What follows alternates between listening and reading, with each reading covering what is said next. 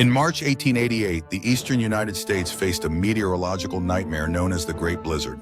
Lasting from March 11th to 14th, it dumped over 50 inches of snow in some areas, paralyzing cities like New York and Boston.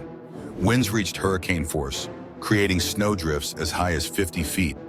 Public transport halted, trains were stranded, and telegraph lines fell silent. The storm tragically claimed over 400 lives, but it also sparked significant changes in disaster preparedness.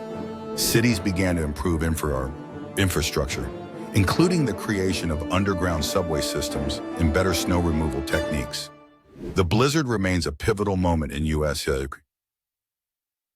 history, illustrating nature's power and its impact on urban planning.